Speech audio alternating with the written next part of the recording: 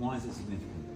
Well, it's the beginning of a new world, I think. It's the Bretton Woods of the 21st century. It's the beginning of new financial, economic, and even political structures which will greatly influence the lives of the vast majority of the population. Probably not ours in Britain. We'll be quite late to the party, I think.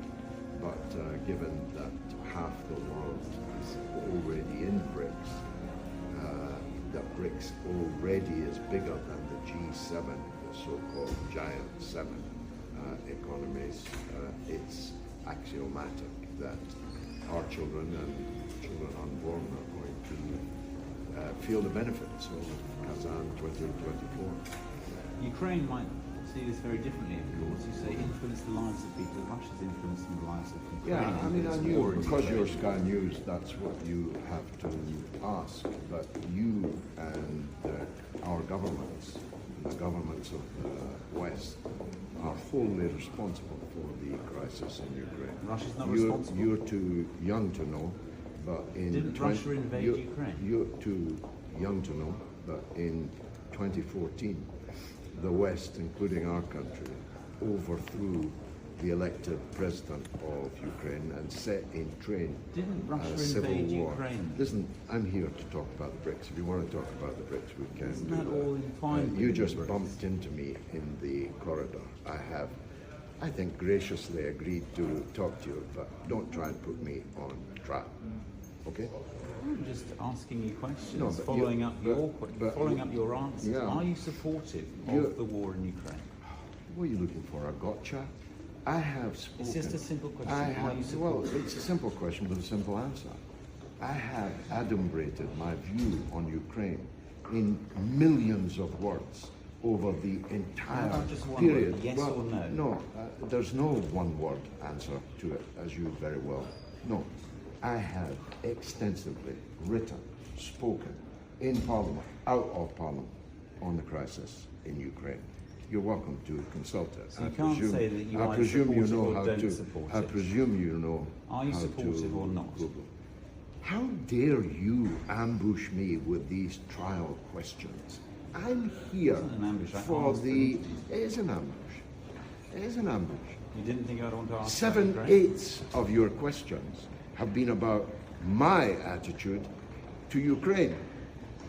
This is an international conference of some importance. And I'm here because half the world is here. You don't care about that. You care about your cheap Murdoch tabloid agenda.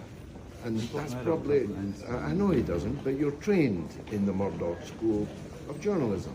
And everyone watching already knows that. So we've never crossed paths. I have extensively expanded on my views on Ukraine, and I tried to give you the short version. In 2014, Western governments overthrew in a violent coup the elected government of Ukraine. I should be asking you the question, why did Sky News support that violent, illegal coup? Because that's the origin of all the disaster that has overtaken Ukraine. How about Vladimir Putin's comments to the violence in the Middle East should end? Isn't that a bit rich, given that he's currently waging war in Ukraine? What a take. Do you know that even your audience wants an end to the violence in the Middle East? Even your audience wants that? But you have to twist that. Shouldn't there be end to violence all You over have the world? to twist that into an attack on Russia in Ukraine. Why don't we talk about Palestine? Why don't we talk? Why don't we talk about the genocide in Gaza? Why don't we talk about the illegal bombardment of Lebanon? Why don't we talk about mass starvation? Why don't we talk about the ethnic cleansing on a scale not seen since the Second World War? Why do you have to talk about it in relation to Ukraine? I'll tell you why. You came here with a cheap agenda to attack Russia. But here's a point Sky that News is covering all of those topics in those locations. here's a point. I am the Moscow correspondent. That's why I'm covering Russia and Ukraine. And my question to you is: do you call for an end to the violence in Ukraine? Of course. Yes or no? Right. Of course.